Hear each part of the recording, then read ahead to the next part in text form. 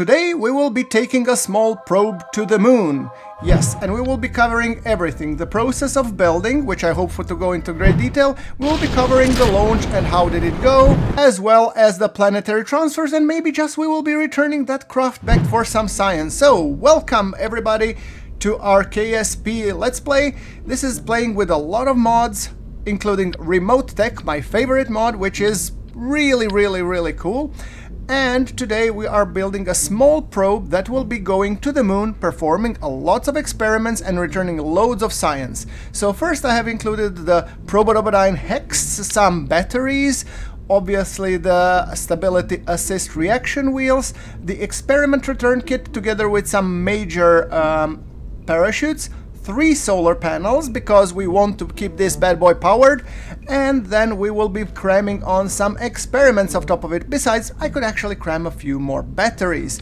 Remember, we are playing with remote tech. That means we do need a sufficient supply of battery power, plus the communication dishes that will be able to relay this information all the way back to Kerbal. Now, I've actually found out during the Sounding Rockets era that these little stubby struts are very handy and very convenient for placing a large amount of experiments on top of them.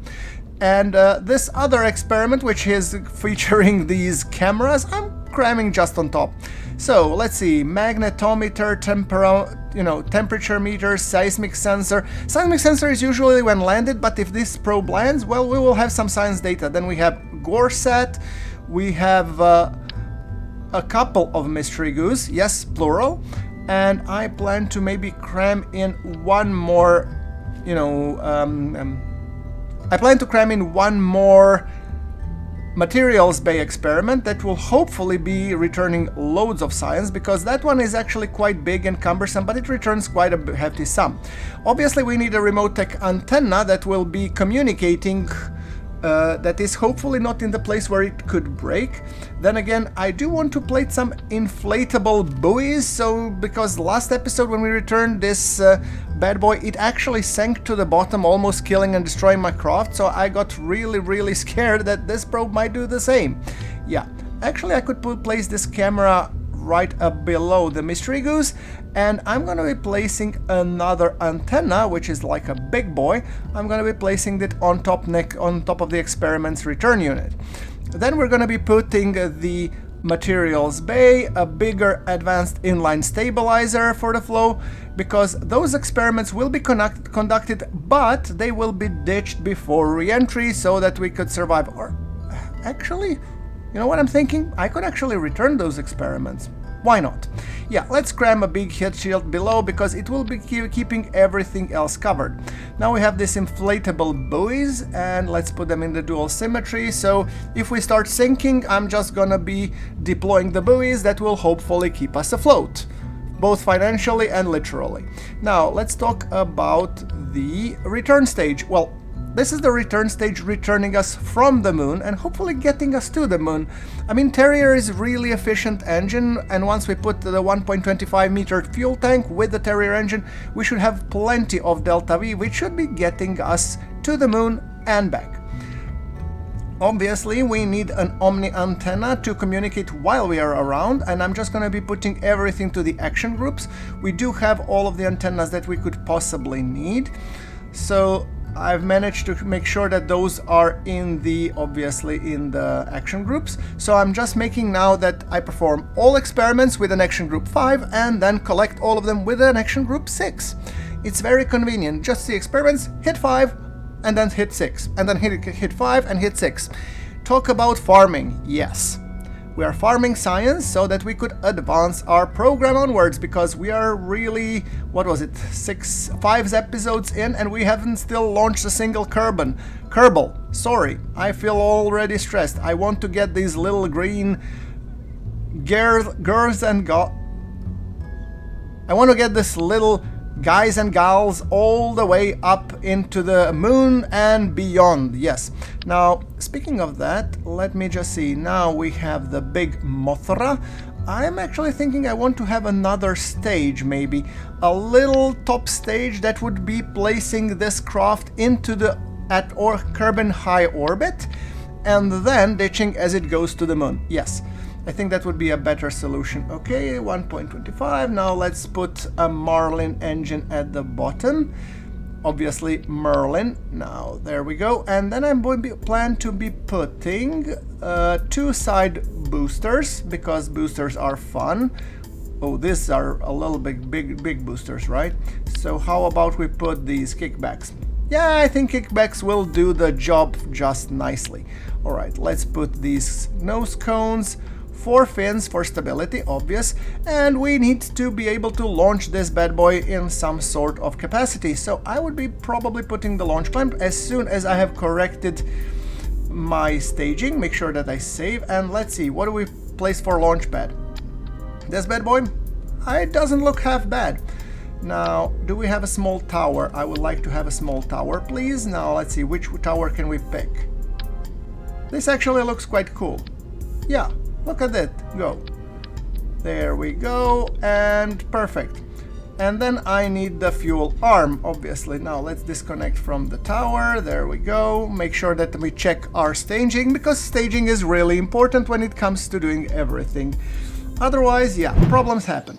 Now, please note that we do have a couple of technologies which we need to research, so through the magic of video editing, I've managed to skip those and go straight for the launch. You've seen the passage of time going by, there's no need to repeat it, and just look at this beautiful launch. There are 2 kickbacks, and at this point, Marlin is not even engaged.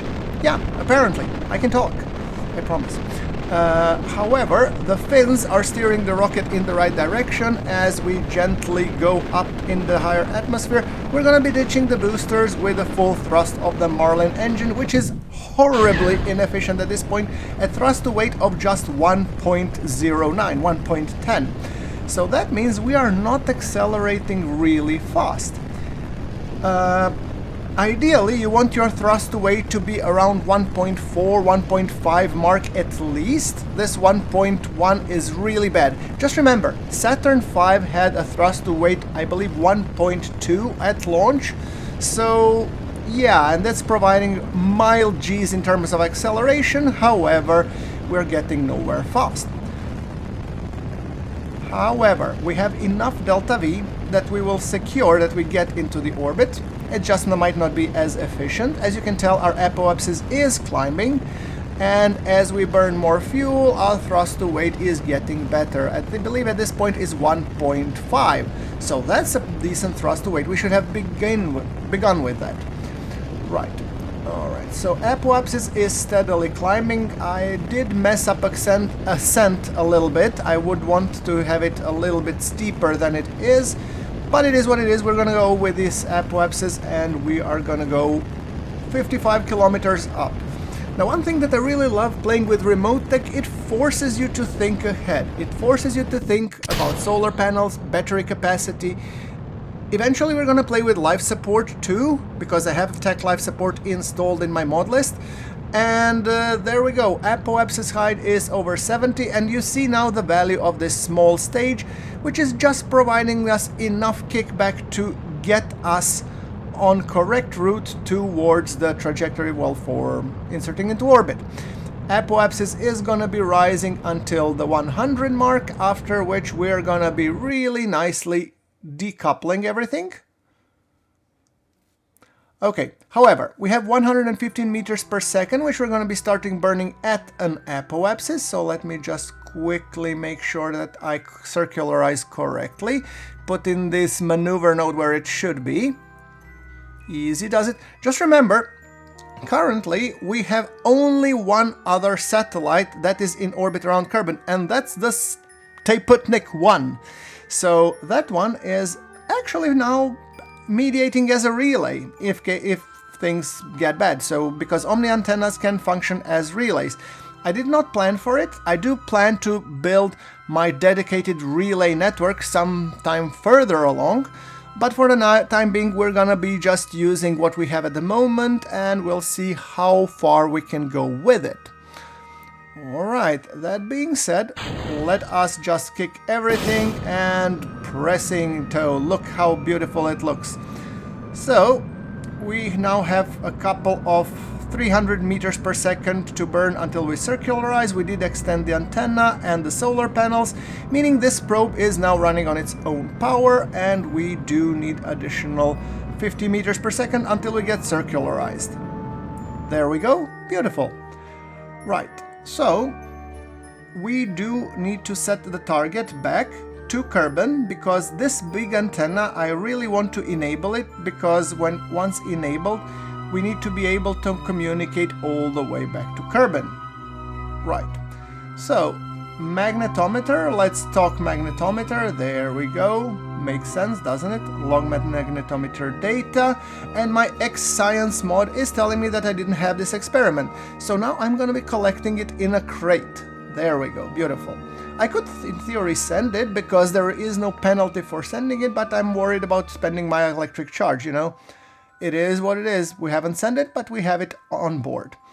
Now we're going to be setting Moon as the target, and having Moon as a target means we want to go there.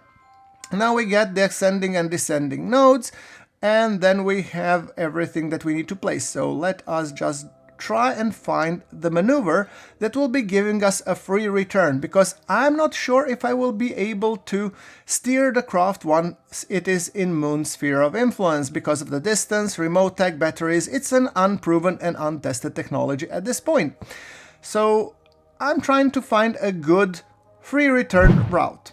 And as I found it, I'm getting close to the point where I'm gonna be starting my burn. Beautiful screenshot for posterity, because maybe we will be using that one for our episode. Who knows? Right. And we are 52 seconds from the burn. There we go. And hitting the burn. Just look how beautiful it looks.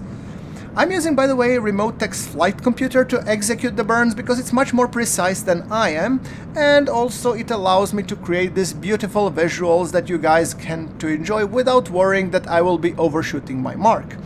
Yes, Remote Tech flight computer is awesome. I love it. Now, having said that, we have found a good maneuver node. I need to just correct it slightly so I get a decent periapsis and don't hit and impact the Moon. After all, this is not an impactor. And we are slowly transitioning to the Moon's sphere of influence. We have our tiny correction burn, 4.4 meters per second. That's happening in 5 hours. However, we do have irradiance scan and magnetometer that we could perform right now for some additional science. Another note to myself, don't put the Omni antenna so close to magnetometer. Boom. I get a mini heart attack every time I try to get some science and this thing sticks out. Right. Okay. Now, toggle magnetometer in and out every single time. Right. So, getting closer to the Moon, there is a tiny burn that needs to happen, and it's gonna be happening in 3 minutes. Just making sure that we perform all the necessary experiments. We are space high over Kerbal, and we are imaging science experiment. That one was the one missing. So as you can tell, I'm really milking that sweet science because, well, it will help us unlock the tech nodes. And right now it feels like we are advancing a little too fast, but trust me, the higher values of science for everything else, they're just nuts. So yeah, we will be grinding to a halt sooner rather than later. Right. So, free return looks good. There is a tiny correction that needs to happen, and it's gonna be happening in 24 seconds. And after we have done this, then we will be transitioning to the Moon sphere of influence and hopefully doing some all crazy experiments. Okay, Moon periapsis is at 10 kilometers. I'm really happy with that periapsis because it will put us low above Moon, which is great. And then at the apoapsis, I decided to also schedule. I want to schedule the burn so that we put down the periapsis as much as we can. We want to be putting it down to, let's say, 100 kilometer or maybe less, maybe even 30, so that once we get there, we can re-enter with force. Right. Okay, just pointing maneuver prograde, and the panels are still being lit by the sun. Great. I think it's time we transition to the Moon sphere of influence. Oh, speaking of which, we've just hit it. Beautiful. Now we're gonna do all of the crazy experiments that we can and just keeping everything. Okay, toggle magnetometer, and some of the experiments I'm gonna send, some of them I'm gonna keep. Let's see, review data. Transmit. And can I perform some more? Alright, log irradiance scan, keep the experiment, and we have mystery goo and imaging science and material study. Material study I plan to execute while I'm low, flying over the moon, so not really high. I think it's better that we do it low. High we can always do with any other craft or satellite or whatever, so yeah, not really. But this is the experiment I plan to return, so yeah. Alright, look how beautiful moon looks. Isn't it glorious? Isn't it beautiful? Yes, I certainly think so. Now, we are coming closer to the moon. At some point, I think I'm gonna be performing science experiments once we are closer to the periapsis, and as we hit the periapsis, I'm gonna make sure that I perform all the experiments. Oh, there we go, materials study. Oh no, we're still high. Okay, fair enough. Then let's go closer to the periapsis, shall we?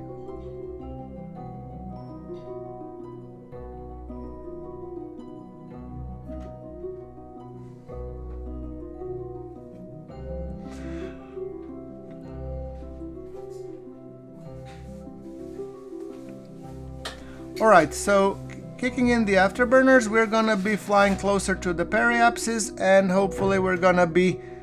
There we go. Now we're in the situation low above the moon's surface, and we're gonna be performing the next batch of experiments. And by the way, guys, I'm really sorry that it's so dark. Now let's perform the material study. I'm gonna mark the mystery goo.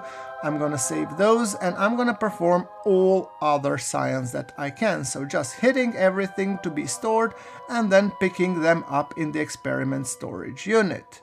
Beautiful. Right, okie doke. Now, I think those are all experiments stored, and we also have the telemetry report, which hasn't for some reason performed. Beautiful. Time to leave moon and go back to Kerbal. I need a good selfie. Oh yeah, that looks awesome. The moon is a little bit dark. I prefer my subjects to be really, really well lit. Yeah, what can I tell you? I used to work as a photographer, or at least have a hobby of it. There we go. This is also a beautiful picture. Now, alright, I think it's time that we kick in the afterburners until we get to our maneuver node, so that we can ensure that we have a good return trajectory to Kerbal. There we go, Gorsat, irradiance scan. Let's do another irradiance scan that we're going to be sending out. There we go. Look at this. I love when the science is green. It means we have collected everything. We have really milked the moon for its science. Or at least the experiments that we were able to collect. There we go. Altitude height, 17,000. We do have some local control, so we can actually reach with our antennas to a degree. This is 22 million meters, but we are at the antenna's max range. And at this point we have no control over the probe, so that's why it's good that we have scheduled this maneuver, because it will be happening with or without our consent. It's just a cute command executed on cue that has put us into the 120 kilometer periapsis. So I've already secured a second maneuver node that will be putting us on re-entry, and I'm hitting for a 30 kilometer periapsis, so we're gonna be just going quickly towards it and then performing the final adjustments for the re-entry, and then we're gonna be ditching everything, and hopefully we'll survive. Yes, bringing tons of science back home for the boys in the lab to analyze.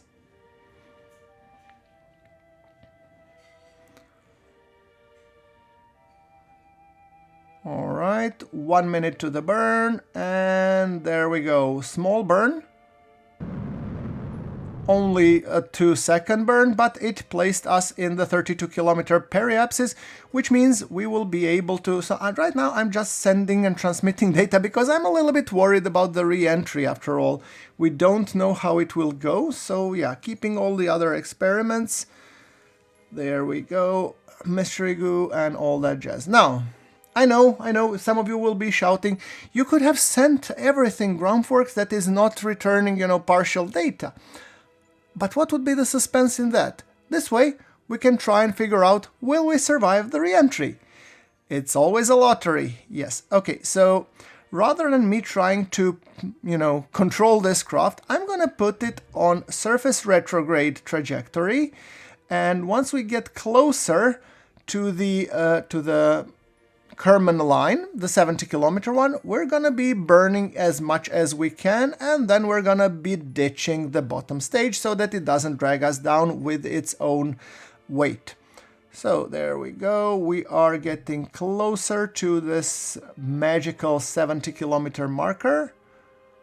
There we go, and now let's kick in the engines as much as we can until they burn everything. Once they've burned everything, then we're gonna be just staging and ditching the stage and hoping that everything else will survive.